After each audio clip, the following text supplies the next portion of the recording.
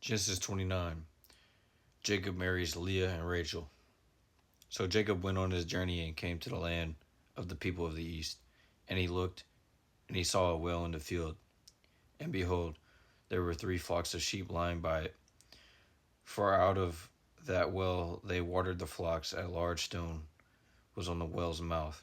Now all the flocks would be gathered there, and they would roll the stone from the well's mouth, water the sheep, and put the stone back in its place on the well's mouth. And Jacob said to them, My brethren, where are you from? And they said, We are from Haran. Then he said to them, Do you know Laban, the son of Nahor? And they said, We know him. So he said to them, Is he well? And they said, He is well. And look, his daughter Rachel is coming with the sheep. Then he said, Look, it is still high day. It is not time for the cattle to be gathered together. Water the sheep and go and feed them. But they said, We cannot until all the flocks are gathered together, and they have rolled the stone from the well's mouth. Then we watered the sheep. Now while he was still speaking with them, Rachel came with her father's sheep, for she was a shepherdess.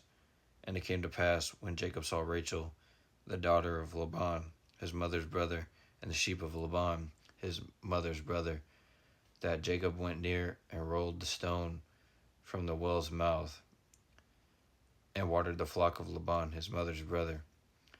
Then Jacob kissed Rachel, and lifted up his voice and wept. And Jacob told Rachel that he was her father's relative, and that he was Rebekah's son. So she ran and told her father.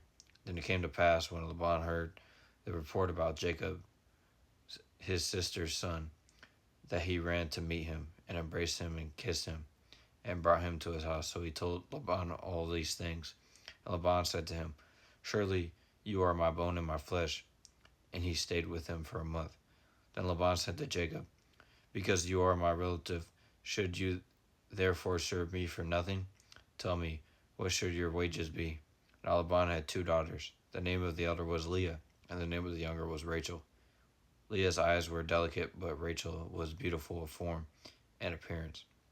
Now Jacob loved Rachel, so he said, I will serve you 7 years for Rachel, your younger daughter.